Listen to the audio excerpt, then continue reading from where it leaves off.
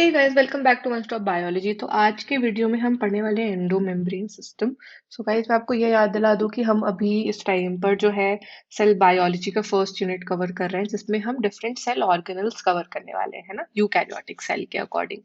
तो हमने ऑलरेडी जो है डिफरेंट टाइप ऑफ सेल्स तो पढ़ ही लिए हैं, जैसे प्रोकैरियोटिक सेल्स, यूकैरियोटिक सेल्स, फिर यूकैरियोटिक सेल्स के अंदर प्लांट और एनिमल सेल्स है ना। और लास्ट वीडियो में हमने कवर करा था जो आपका सेल मेम्ब्रेन और सेल वॉल होता है। तो आज हम उसी का एक्सटेंशन बेसिकली करेंगे, जो एंडोमेम्ब्रेनस सिस्टम होता है ना। एंडोमेम्ब्रेनस सिस्टम एग्जैक्टली क्या होता है? एंडोमेम्ब्रेनस सिस्टम जो है उसको बोलते हैं कि कुछ ऐसे मेम्ब्रेनस ऑर्गेनल्स होते हैं जो होते तो अलग हैं, बट उनके फंक्शन के अकॉर्डिंग, ठीक है, उनके स्ट्रक्चर और फंक्शन के अकॉर्डिंग, क्योंकि कहीं ना कहीं कोऑर्डिनेटेड फंक्शन होता है, तो हम उनको एंडोमेम्ब्रेनस सिस्टम का पार्ट बोलते हैं। ठीक है, ऑल्दो वो अलग अलग स्ट्रक्चर्स है, अलग अलग ऑर्गेनल्स है, बट फंक्शन कोऑर्डिनेटेड है। तो ऐसे चार ऑर्गेनल होते हैं जो कि एंडोमेम्ब्रेन सिस्टम का पार्ट होते हैं। पहला है आपका एंडोप्लाज्मिक रेटिक्यूलम, दूसरा है गोल्जी apparatus या फिर गोल्जी कॉम्प्लेक्स, तीसरा है लाइसोसोम्स और चौथा है वैक्यूल्स। तो ये चार ऑर्गेनल्स, चार डिफरेंट ऑर्गेनल्स है जो एंडोमेम्ब्रेन सिस्टम का पार्ट है। इसके अलावा जो ऑर्गेनल्स होते हैं, जैसे माइटोकॉन्ड्रिया है, क्लोरोप्लास्ट है, पेरोक्सीसोम्स है, क्योंकि इनके फंक्शंस कोऑर्डिनेटेड नहीं होते हैं एक दूसरे से, तो ये पार्ट नहीं होते हैं एंडोमेम्ब्रेन सिस्टम का। ठीक है, तो स्टार्ट करते हैं गाइस एंडोप्लाज्मिक रेटिक्यूलम से। एंडोप्लाज्मिक रेटिक्यूलम अगर आप देखेंगे यूकैरियोटिक सेल्स में, तो आपको एक नेटवर्क जैसा दिखेगा। नेटवर्क का ही दूसरा टर्म गाइस रेटिक्यूलम होता है। ठीक है, तो आपको एक नेटवर्क या रेटिक्यूलम जैसा दिख रहा है किस चीज का? टाइनी ट्यूब्यूलर स्ट्रक्चर्स, ट्यूब जैसे छोटे छोटे स्ट्रक्चर्स का, जो कि साइटोप्लाज्म में स्कैटर्ड होता है। ठीक है, और इसी ट्यूबुलर, छोटे छोटे ट्यूबुलर स्ट्रक्चर को हम बोलते हैं एंडोप्लाज्मिक रेटिक्यूलम। तो आपका एंडोप्लाज्मिक रेटिकुलम जो होता है ना, वो साइटोप्लाज्म के अंदर होता है स्कैटर्ड। तो वो क्या करता है कि जो आपका सेल के अंदर का स्पेस है, उसको दो कंपार्टमेंट में डिवाइड करता है, दो कंपार्टमेंट में डिवाइड करता है। एक होता है ल्यूमिनल, ठीक है, जो कि एंडोप्लाज्मिक रेटिकुलम के अंदर है, इनसाइड ईआर। और दूसरा होता है एक्स्ट्रा ल्यूमिनल, जो बेसिकली साइटोप्लाज्म वाला पार्ट है ना। दो कंपार्टमेंट में डिवाइड करता है, ल्यूमिनल और एक्स्ट्रा ल्यूमिनल। ल्यूमिनल होता है जो एंडोप्लाज्मिक रेटिकुलम के अंदर का पार्ट है, और एक्स्ट्रा ल्यूमिनल होता है जो बाकी साइटोप्लाज्म का पार्ट है। ठीक है, अब दो तरीके के गाइस एंडोप्लाज्मिक रेटिकुलम होते हैं सिस्टम में। पहला जो है होता है जिसमें कि राइबोसोम्स प्रेजेंट होते हैं, और ये राइबोसोम्स के प्रेजेंस के वजह से जो आपका एंडोप्लाज्मिक रेटिकुलम है ना, उसका सरफेस रफ दिखता है। इसको बोलते हैं rough endoplasmic reticulum. Short form है RER। ठीक है, तो एंडोप्लाज्मिक रेटिकुलम को हम ER लिख रहे हैं। तो पहला हो गया जिसमें राइबोसोम्स प्रेजेंट है। दूसरा होता है जिसमें राइबोसोम्स एब्सेंट होते हैं। अब राइबोसोम्स के एब्सेंट होने की वजह से आपका जो वो ऊपर का सरफेस है एंडोप्लाज्मिक रेटिकुलम का, वो स्मूथ दिखता है। तो इसको बोलते हैं स्मूथ एंडोप्लाज्मिक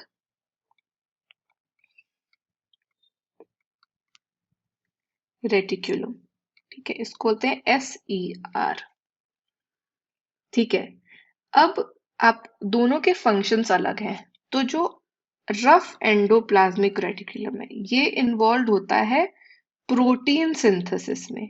आप आगे जब ट्रांसलेशन पढ़ेंगे, तो आप क्या पढ़ेंगे कि ट्रांसलेशन में रफ एंडोप्लाज्मिक रेटिकुलम बहुत ही इंपॉर्टेंट रोल प्ले करता है। ठीक है, तो ये प्रोटीन सिंथेसिस और उसके सिक्रीशन में पार्ट कर लेता है। ठीक है, और ये जो है कंटिन्यूअस एक वो स्ट्रक्चर बनाता है न्यूक्लियस के पास। ऐसा क्यों? क्योंकि आपका जो डीएनए, जब आपका डीएनए रेप्लिकेशन और ट्रांसक्रिप्शन होता है वो तो न्यूक्लियस के अंदर होता है। ट्रांसलेशन के टाइम पे क्या होता है कि न्यूक्लियस से साइटोप्लाज्म में आ जाता है आपका मैसेंजर आरएनए। ठीक है, बट वो ट्रैवल करके बिल्कुल न्यूक्लियस के जस्ट बाहर आता है। क्योंकि अब ये रफ एंडोप्लाज्मिक रेटिकुलम पे हो रहा है तो इसी वजह से न्यूक्लियस से बिल्कुल ही सटे हुए आपको दिखेंगे रफ एंडोप्लाज्मिक रेटिकुलम। ठीक है, अब दूसरा है smooth endoplasmic reticulum. Smooth endoplasmic reticulum क्या करता है? Lipid synthesis, synthesis of lipids. ठीक है, तो इवन आपके जो है स्टेरॉयडल हॉर्मोन्स जो होते हैं एनिमल सेल्स में, है ना, वो भी सिंथेसाइज होते हैं स्मूथ एंडोप्लाज्मिक रेटिकुलम में। तो दोनों का ही फंक्शन बहुत इंपॉर्टेंट है। अब एक बार स्ट्रक्चर भी देख लेते हैं इसका। तो अगर आप स्ट्रक्चर देखेंगे तो बेसिकली ये एंडोप्लाज्मिक रेटिकुलम है ना। इसमें आपको जो ये बिना राइबोसोम के दिख रहा है, ये तो है स्मूथ एंडोप्लाज्मिक रेटिकुलम। ठीक है, ये जो आपको बीड्स दिख रहे हैं छोटे छोटे, यही है राइबोसोम। ठीक है, अब इसके वजह से रफ दिख रहा है इधर वाला अगर आप सरफेस देखेंगे तो ये रफ दिख रहा है ना। तो ये है रफ एंडोप्लाज्मिक रेटिकुलम। ये है आपका न्यूक्लियस और न्यूक्लियर पोर। तो आप देख रहे हैं कि न्यूक्लियस से बिल्कुल सटा हुआ है एंडोप्लाज्मिक रेटिकुलम। ठीक है, अब दूसरा जो आपका ऑर्गेनल है एंडोमेम्ब्रेन सिस्टम का, वो है गोल्जी एपैरेटस। गोल्जी एपैरेटस का इस पहली बार ऑब्जर्व जिन्होंने करा था उनका नाम था कैमिलो गोल्जी। उन्होंने 1898 में फर्स्ट टाइम देखा कि एक अगेन रेटिकुलर एक नेटवर्क स्ट्रक्चर है, basically densely stained reticular structure है न्यूक्लियस के पास, और इसको उन्हीं के नाम पे गोल्जी बॉडीज बोल दिया गया। ठीक है, तो कैसा होता है गोल्जी बॉडीज जो होते हैं, कैसे होते हैं? एक तो फ्लैट होते हैं, याद रखिएगा, फ्लैट होते हैं, डिस्क शेप्ड होते हैं। ठीक है, तो डिस्क शेप्ड सैक्स और सिस्टर्न्स। और डायमीटर क्या होता है? डायमीटर होता है 0.5 माइक्रोमीटर से 1 माइक्रोमीटर तक का। ठीक है, और ये कैसे होते हैं ना कि पैरेलल स्टैक्ड होते हैं। तो अगर ऐसे स्ट्रक्चर है तो ऐसे से स्टैक्ड होंगे पैरेलल। ठीक है, कुछ इस तरीके से होता है। और आपके जो ये बेसिकली जो ये कंसेंट्रिकली दिख रहे हैं ना, अरेंज्ड है, तो इसके दो फेस होंगे। एक होगा सिस फेस और बाहर वाला फेस होगा ट्रांस फेस। सिस फेस को हम फॉर्मिंग फेस भी बोलते हैं और ट्रांस फेस को हम मैच्योरिंग फेस भी बोलते हैं, है ना। तो इसका रीजन है, जो आपका फॉर्मिंग फेस है उधर जो है बॉडीज बन रहे हैं और वो मैच्योर हो रहे हैं बाहर जाते जाते, तो ये मैच्योरिंग फेस ट्रांस फेस है। ठीक है, अब आपका बेसिक फंक्शन क्या है? ठीक है, तो जो गोल्जी अपैरेटस है पूरा, इसका मेन फंक्शन है packaging of material, packaging of material. ठीक है, अब ये मटेरियल सेल के अंदर भी किसी टारगेट को डिलीवर हो सकते हैं और सेल के बाहर भी जा सकते हैं। ठीक है, किस फॉर्म में पैकेज होते हैं? वेसिकल्स के फॉर्म में, याद रखिएगा, वेसिकल्स के फॉर्म में पैकेज होते हैं। ठीक है, क्या करते हैं? आपका जो एंडोप्लाज्मिक रेटिकुलम है ना, वहां से निकल रहा है, ये आ रहे हैं गोल्जी पैरेटस पे, फ्यूज हो रहे हैं, पैकेज हो रहे हैं, और सिस फेज की तरफ से जाकर ट्रांस फेज जो है उधर से जो है वेसिकल्स के फॉर्म में निकल जा रहे हैं। यही रीजन है कि गाइस गोल्जी apparatus हमेशा एंडोप्लाज्मिक रेटिकुलम के बहुत पास होता है। ठीक है, तो अब आप सोचिए कि एंडोप्लाज्मिक रेटिकुलम से प्रोटीन सिंथेसिस भी हो रहा है और लिपिड सिंथेसिस भी हो रहा है ना। तो ये प्रोटीन्स और लिपिड्स जो एंडोप्लाज्मिक रेटिकुलम से बन रहे हैं, बाहर आ रहे हैं, वो गोल्जी apparatus पे पैक हो रहे हैं और फिर अपने टारगेट के पास जा रहे हैं। टारगेट सेल के अंदर भी हो सकता है और सेल के बाहर भी हो सकता है। ठीक है, तो बेसिकली आपका बोल सकते हैं कि गोल्जी apparatus जो है वो बहुत इंपॉर्टेंट साइट है किस चीज के फॉर्मेशन के, ग्लाइकोप्रोटीन्स और ग्लाइकोलिपिड्स के फॉर्मेशन में। ये प्रोटीन्स और ये लिपिड्स एंडोप्लाज्मिक रेटिकुलम में फॉर्म हो रहे हैं। ठीक है, तो ये तो हो गया गोल्जी apparatus। अब जो तीसरा हमें पढ़ना है वो है लाइजोसोम्स, अगेन मेम्ब्रेन बाउंड। तो गाइस एक चीज याद होगा आपको कि यूकैरियोटिक सेल्स जो हम जब हम पढ़ रहे थे तो हमने क्या बोला था कि यूकैरियोटिक सेल्स और प्रोकैरियोटिक सेल्स में एक बेसिक डिफरेंस होता है। वो ये होता है कि सारे जो हमारे ऑर्गेनल्स होते हैं वो मेम्ब्रेन बाउंड होते हैं यूकैरियोटिक सेल से, बट प्रोकैरियोटिक सेल्स पे ऐसा कुछ नहीं होता है ना। तो ribosomes again membrane bound vesicular structure है, वेसिकल्स के फॉर्म में ही है। ठीक है, कैसे बन रहे हैं, जो आपके गोल्जी apparatus में पैक होके ही बन रहे हैं।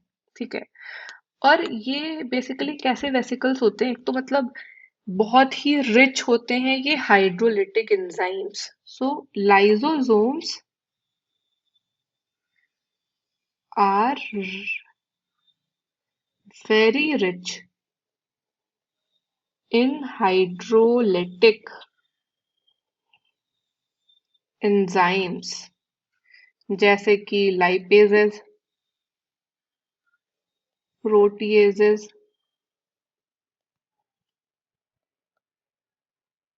carbohydrases, न्यूक्लियेजेस, है ना। तो ये जो है आपका लिपिड्स को ब्रेक डाउन करता है, ये प्रोटीन्स को ब्रेक डाउन करता है, ये कार्बोहाइड्रेट को ब्रेक डाउन करता है, ये न्यूक्लिक एसिड को ब्रेक डाउन करता है ना। तो ऐसे एंजाइम्स जो कि लिपिड्स, कार्बोहाइड्रेट्स, न्यूक्लिक एसिड्स और प्रोटीन्स को डाइजेस्ट कर सके, वो होते हैं लाइसोसोम्स में। ठीक है, तो ये तो हो गए लाइसोसोम्स। अब लास्ट जो है वो है वैक्यूल्स। तो vacuoles again membrane bound space होता है। ठीक है, एम्प्टी स्पेस है। अब इस स्पेस के अंदर वाटर भी हो सकता है, सैप भी हो सकता है, फूड भी हो सकता है, एक्सक्रीटरी प्रोडक्ट्स भी हो सकते हैं। ठीक है, ऐसी चीज हो सकती है जिसकी सेल को जरूरत है, या ऐसी भी चीज हो सकती है जिसकी सेल को जरूरत नहीं है। ठीक है, वैक्यूल सिंगल मेम्ब्रेन बाउंड होता है और मेम्ब्रेन होता है टोनोप्लास्ट। क्या होता है? टोनोप्लास्ट। ठीक है, अब प्लांट सेल में, जब हम प्लांट सेल पढ़ रहे थे तो हमने क्या देखा था कि प्लांट सेल के अंदर एक बड़ा सा सेंट्रल वैक्यूल होता है। तो ये जो प्लांट के अंदर सेंट्रल वैक्यूल होता है वो ऑलमोस्ट 90% ऑफ वॉल्यूम जो है सेल का, प्लांट सेल का, वो ऑक्यूपाई करता है। ठीक है, अब प्लांट के अंदर जो टोनोप्लास्ट है, जो मेम्ब्रेन है वैक्यूल की, वो फैसिलिटेट करती है ट्रांसपोर्ट ऑफ आयंस। ठीक है, और ये फैसिलिटेट करती है transport of ions against concentration gradient, मतलब कि कम कॉन्सेंट्रेशन से हाई कॉन्सेंट्रेशन में मूव कर रहे हैं। ठीक है, अब बेसिकली इसी वजह से बोलते हैं कि इन आयंस का कॉन्सेंट्रेशन वैक्यूल के अंदर बहुत ज्यादा होता है इन कंपैरिजन टू साइटोप्लाज्म। ठीक है, अमीबा के अंदर क्या होता है? अमीबा के अंदर होता है कॉन्ट्रैक्टाइल वैक्यूल, ऐसा वैक्यूल जो कॉन्ट्रैक्ट और रिलैक्स कर सकता है। ठीक है, ये बहुत ही इंपॉर्टेंट होता है एक्सक्रीशन के। तो अमीबा के अंदर जितना भी एक्सक्रीटरी वेस्ट होता है वो इस कॉन्ट्रैक्टाइल वैक्यूल के अंदर आ जाता है, और फिर ये मूव करता है आपका जो प्लाज्मा मेम्ब्रेन है उधर, और ये मूव करके और क्या करता है कि वो एक्सक्रीटरी वेस्ट को बाहर डंप कर देता है जाकर।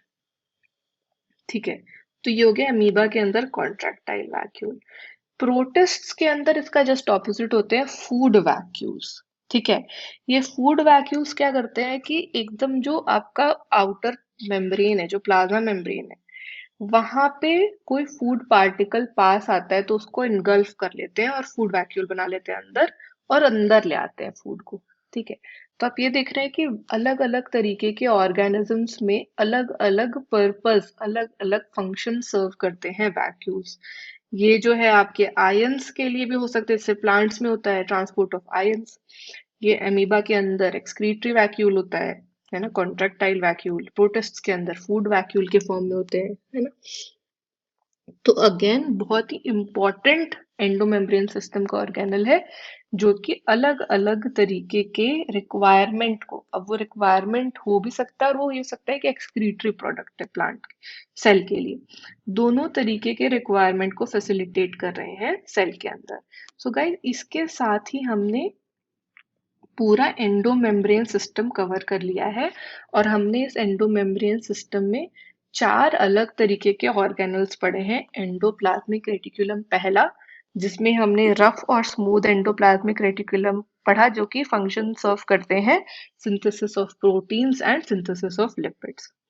फिर हमने पढ़ा गोल्जी apparatus, वो क्या करते हैं, पैकेज करते हैं मटेरियल को जो कि टारगेट तक पहुंचना है। अब वो सेल के अंदर भी हो सकता है और सेल के बाहर भी हो सकता है। फिर हमने पढ़ा लाइजोसोम्स। लाइजोसोम्स में क्या होता है, हाइड्रोलिटिक एंजाइम्स होते हैं। तो बेसिकली आपके डिफरेंट टाइप्स ऑफ जो प्रोडक्ट्स बन रहे हैं सेल के अंदर, वो लिपिड्स हो सकते हैं, प्रोटीन्स हो सकते हैं, कार्बोहाइड्रेट्स हो सकते हैं, या न्यूक्लिक एसिड्स हो सकते हैं। इनको डाइजेस्ट करने के लिए जो एंजाइम्स की जरूरत होती है वो होते हैं लाइजोसोम्स में। और लास्ट हमने पढ़ा वैक्यूल्स, जो कि फूड पार्टिकल को अंदर भी ले आते हैं, अलग अलग आयंस के ट्रांसपोर्ट को भी फैसिलिटेट करते हैं, और जो आपका एक्सक्रीटरी प्रोडक्ट है उसको सेल के बाहर भी ले जाते हैं। तो पूरा एंडोमेम्ब्रेन सिस्टम जो है वो बहुत ही इंपॉर्टेंट है ना। तो आई होप आपको ये बहुत अच्छे से समझ में आया होगा। गाइस, अगर अच्छे से समझ में आया तो वीडियो को लाइक जरूर कीजिएगा, फ्रेंड से शेयर जरूर कीजिए। और अगर आपको कोई भी डाउट है तो आप मुझे उसी टाइम पर या तो इस वीडियो पे मैसेज कर दीजिए कमेंट सेक्शन में, और या तो मुझे आप व्हाट्सएप पे भी मैसेज करके डाउट पूछ सकते हैं। व्हाट्सएप नंबर मैंने डिस्क्रिप्शन में दिया हुआ है वीडियो के। तो चलिए गाइस, नेक्स्ट वीडियो में हम कवर करेंगे कुछ और इम्पोर्टेंट ऑर्गेनल, जैसे कि माइटोकॉन्ड्रिया। ठीक है, तब तक के लिए बाय, थैंक यू।